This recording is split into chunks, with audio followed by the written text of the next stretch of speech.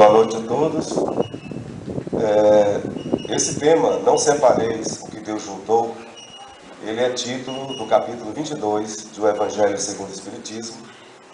E nós o estamos fazendo hoje porque houve uma solicitação de algumas pessoas que nós falássemos sobre essa questão da união estável, do casamento, à luz da doutrina espírita.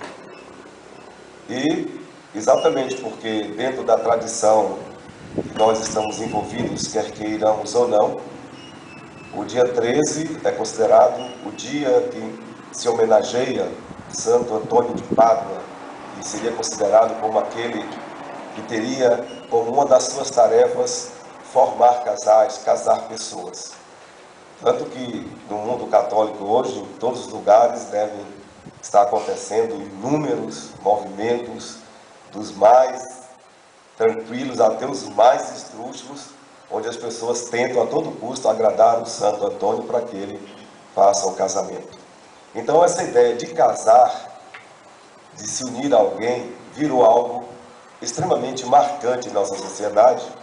E outro dia, quando comentávamos a respeito desse assunto, uma pessoa questionou: mas o Espiritismo tem a ver com casamento? O Espiritismo não fala apenas dos espíritos? Eu me silenciei, porque a pergunta, na verdade, foi tendenciosa, como se quisesse dizer que, em matéria de casamento, o Espiritismo não deveria dar sua opinião, como se não tivesse nada a ver uma coisa com a outra. E, tentando manter o controle, o que nós dissemos foi o seguinte: eu vou usar da sua pergunta para explicar qual é o papel do Espiritismo. Porque a pergunta foi essa: o que é que o Espiritismo tem a ver com o casamento?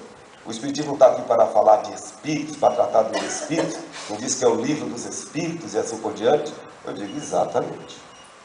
Exatamente. O papel do Espiritismo é esse: é estudar o espírito,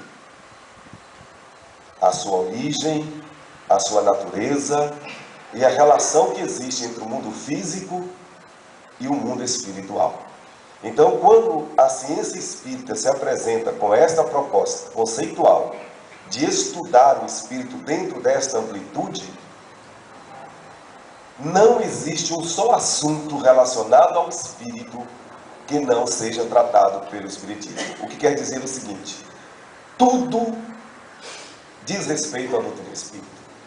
Não existe aquele tema ou aquele outro que a gente possa dizer: não, o Espiritismo não tem nada a ver com isso. Se o Espiritismo está se colocando cientificamente para estudar o Espírito, é lógico que tudo que diz respeito ao ser humano que tem um espírito habitando ali o corpo físico é de interesse dessa ciência, que não deixou tema nenhum de ser trabalhado, a ser desconsiderado. Então, Allan Kardec escolheu o capítulo 22 do Evangelho segundo o Espiritismo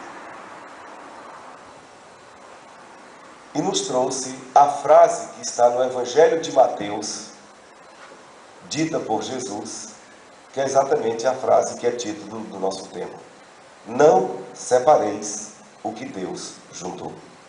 No momento quando Jesus entrou para falar desse assunto, os fariseus, que estavam procurando motivos para colocá-lo em contradição com as leis tradicionais judias, a fim de incriminá-lo, e foram várias as tendências, as circunstâncias nesse sentido, fizeram-lhe a pergunta: um homem pode devolver sua mulher?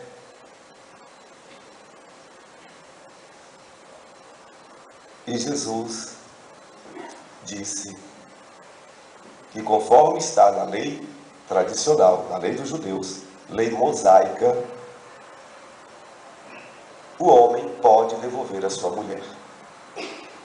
Dentro daquele contexto em que o homem esposava, a família cedia a esposa, na condição em que houvesse o adultério.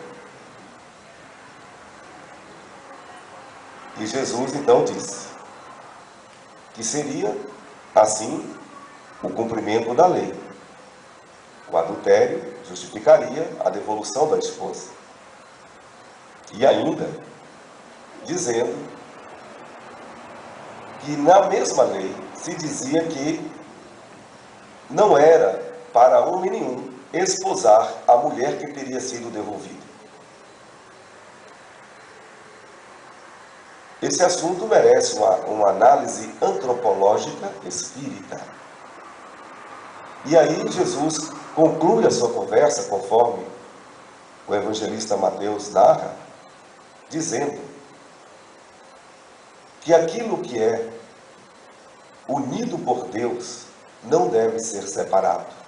E recomenda: não separeis o que Deus juntou. Em cima desta passagem, Allan Kardec abriu 2 subtemas: a indissolubilidade do casamento e o divórcio. Sobre a questão de não separar o que Deus juntou, é muito fácil da gente colocar aqui. Quando é que podemos dizer que 2 pessoas estão unidas com o apoio divino? Quando a união foi feita exclusivamente, unicamente, em função do amor que uma sente pela outra. Aliás, há de se notar que quando 2 pessoas que realmente se amam e resolvem se unir, como elas são perseguidas pela inveja e outras tantas ações menos dignas. É como se Jesus dissesse: olha, se alguém estiver unido pelo amor, não importa se é homem, se é mulher, se é velho, se é novo, não importa nada, importa apenas o amor. Então, se é o amor que está determinando a união, deixe, respeite. Pronto. Em relação ao adultério, que aí é mencionado, primeiro que a lei só estabelecia que o homem pudesse devolver a esposa se ela fosse apanhada em adultério. Mas se o homem cometesse adultério, a mulher não poderia se desfazer do homem. Aí está também uma aberração jurídica, porque não há respeito aos direitos. E os direitos têm que ser iguais, para que sejam verdadeiramente respeitados.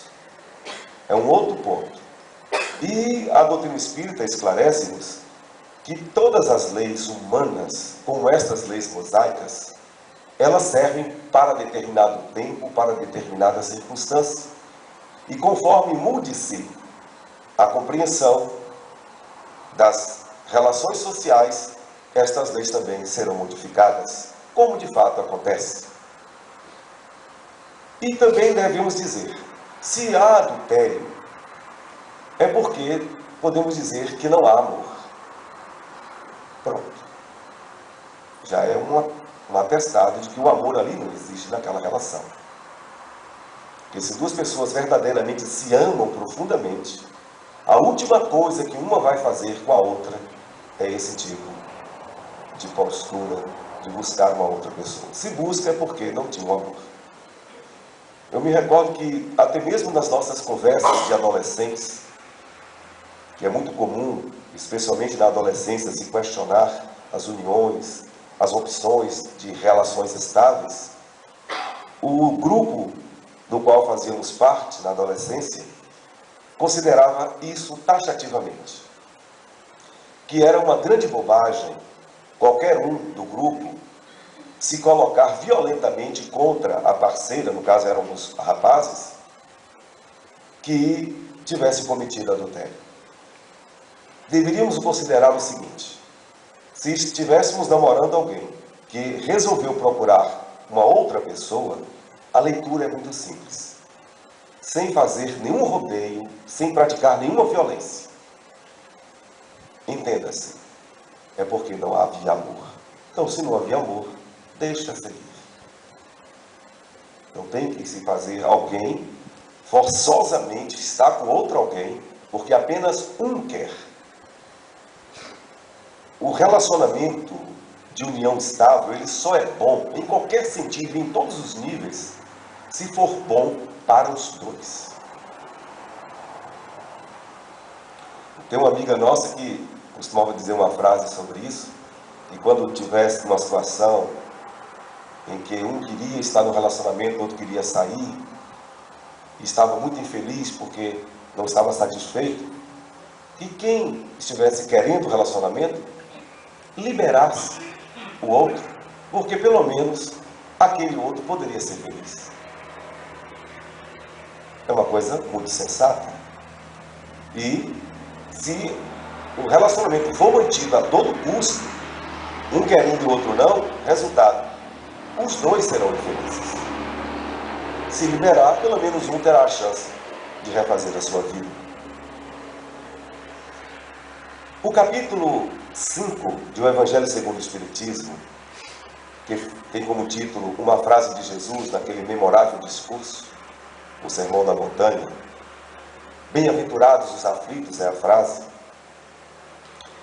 Ali também se menciona a razão da infelicidade que abate sobre nós, as causas atuais ou anteriores da nossa chamada infelicidade. E dentre as causas apontadas, existe essa. As uniões infelizes, porque o que motivou a união foram os interesses da ambição, da vaidade, e não o amor. E é aí que entra o divórcio, que na verdade Moisés, quando ele propôs essa lei, que é uma lei como várias leis propostas por Moisés, apesar de muito antigas, para regulamentar a vida em sociedade, as leis mosaicas, elas serviram e servem até hoje de referência para que se construam as leis constitucionais para regulamentar a vida em sociedade. Moisés estava abrindo uma brecha já naquela época para que um divórcio acontecesse, numa situação em que se confirmasse que o amor não estava mais sendo o motivo da união.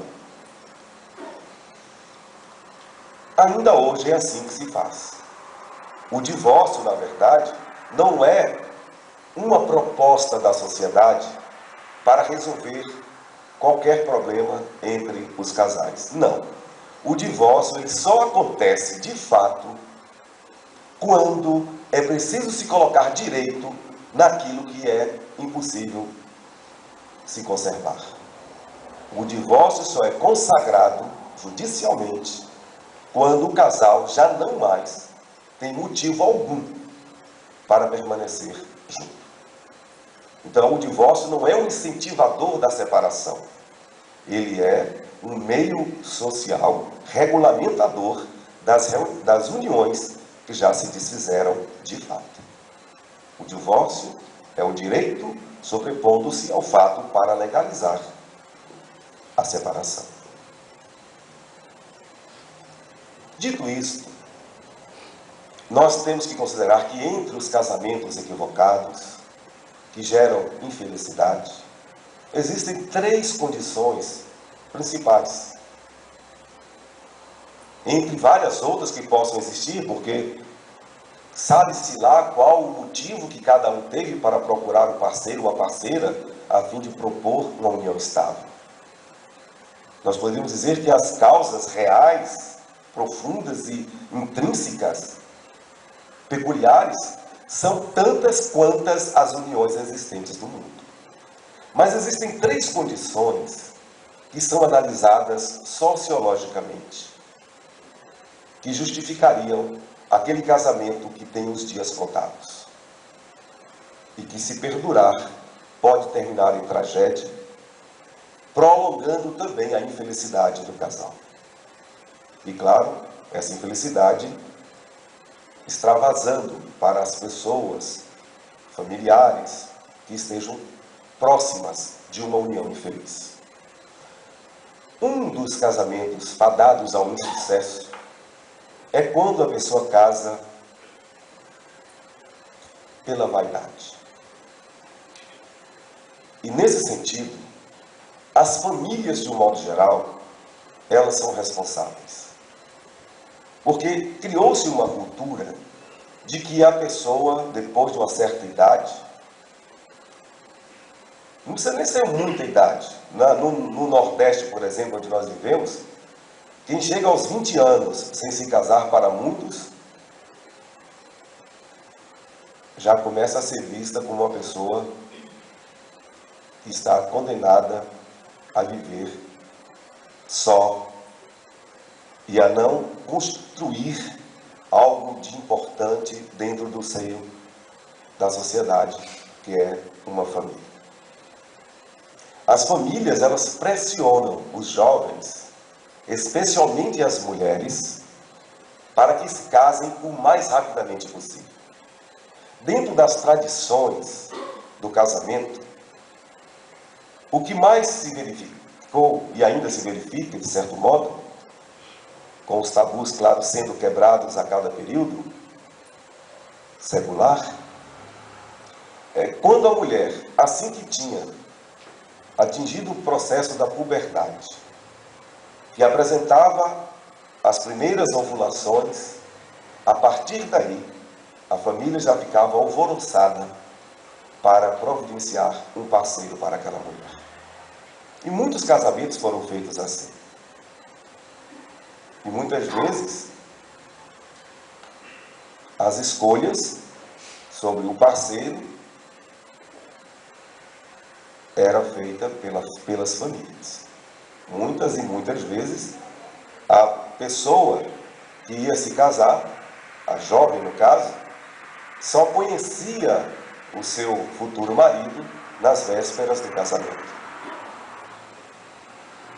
Bom, e assim, essas propostas preconceituosas, temerosas, foram dando lugar a muitas uniões. Algumas se tornaram saudáveis, os casais conseguiram contornar as diferenças, e uma grande maioria terminaram em tragédias. Em grande parte, o homem, ele fugia, em poucos anos, desse casamento feito dessa maneira, abandonando a mulher com os seus filhos, para que assumissem completamente as consequências daquela união que gerou filhos, mas que não tinha a base do amor.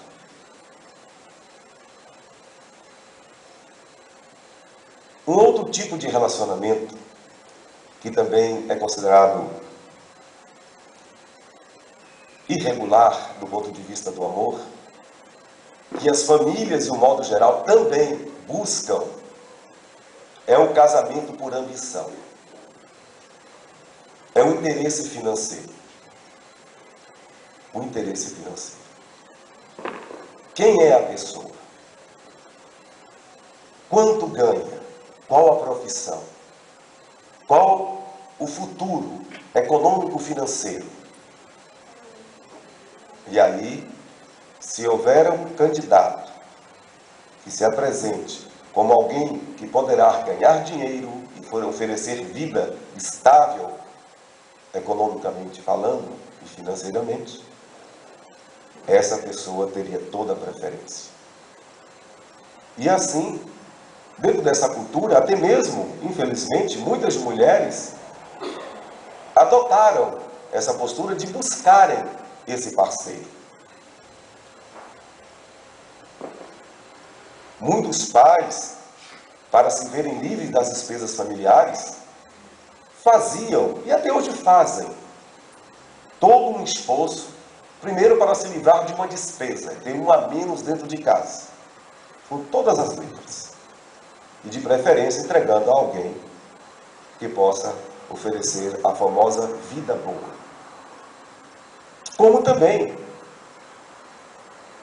mulheres que estavam insatisfeitas no convívio familiar, sendo cobradas e pressionadas, e se não encontraram logo o par ideal, entre aspas, acabavam buscando logo o casamento para não se verem constrangidas a conviver com aquele ambiente familiar desumano. Dito isso, quando os estudos são feitos, se verifica que grande parte das uniões, elas estão fracassadas porque foram motivadas por alguns desses itens que foram citados. E ainda acrescentaremos mais um, que também estaria aparentemente fora do âmbito do amor que justificaria o cumprimento da frase de Jesus: não junteis, ou melhor, não separeis o que Deus juntou. Que seria o casamento por sensualidade, em que se um busca no outro o máximo do prazer que o sexo possa promover. Em relação a essa busca sexual de um parceiro ou de uma parceira, Jesus mencionou isso, confirmando o texto bíblico antigo que dizia que dentro do casamento estável, por união divina, os corpos devem se unir pelo sexo, ao ponto de dois, melhor dizendo, se tornarem um só corpo, uma só carne. Isso, de qualquer forma, acaba acontecendo, com amor ou sem amor, porque dentro do âmbito da civilidade, da transição em que nos encontramos, do progresso natural, nós ainda somos semi-civilizados nesta área. Mas, de qualquer forma, existe a lei do progresso, associada à lei de reprodução, que dentro do âmbito animal faz com que as pessoas sintam uma atração sexual muito forte umas pelas outras e, dentro deste processo, vão garantir a perpetuação da espécie. Tanto que, mesmo quando não se casa, por vaidade, por ambição, acaba se unindo uma pessoa a outra, até sem planejamento algum, e desta união sensual, pelo encontro carnal do sexo, profundamente animal, dentro da natureza, os filhos acabam vindo. Isso contado agora, antropologicamente, para o nosso tempo. É assim que nos encontramos. É assim que se encontra a sociedade humana atual. Em O Livro dos Espíritos se esclareceu que nós já avançamos e que o casamento, a busca da união estável, é um sinal de civilidade e deve continuar a ser buscada esta postura dentro da sociedade. Mas, na realidade, os nossos ímpetos selvagens ainda predominam. Então, casamentos por amor, legitimamente por amor, são raríssimos. São poucos. E isso não é nenhuma novidade. Basta se olhar por aí e vai se perceber. Mas esse é o nosso momento.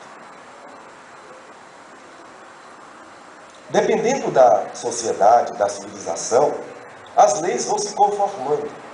Tem países, por exemplo, que basta o casamento religioso. Uma cerimônia dentro da religião que é aceita oficialmente por aquele país, para que a união seja considerada conforme as leis sociais. Para alguns países, o casamento, para existir de fato, tem que ser oficializado em cartório. Em alguns lugares, tem que ter as duas condições para que o casamento seja validado. No nosso país, inclusive numa conversa recente com um promotor, que conversava conosco sobre um livro apresentado por promotores a respeito da união estável no Brasil, tanto faz que se tenha ido para uma formulação religiosa, para uma condição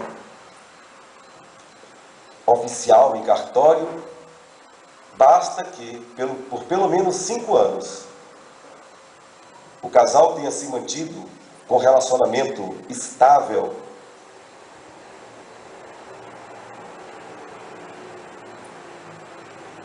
para que o Estado considere que este casal tem todas as prerrogativas dos deveres e dos direitos da Constituição brasileira. E dentro desse mesmo processo apontado pelos promotores que estudam esta causa, eles mostraram uma coisa aqui no Brasil, que os casamentos, ou como eles gostam de chamar tecnicamente, as uniões estáveis, que têm durado um tempo maior, por incrível que pareça, são aquelas que não passaram nem pelo crivo religioso, nem pelo crivo cartorial. São aquelas uniões em que as duas pessoas, olhando-se uma para a outra, tomam a decisão de se unirem para formar uma família. E assumem todos os compromissos, todas as consequências deste acordo firmado. É um dado que, claro, não deve agradar muito à religião tradicional.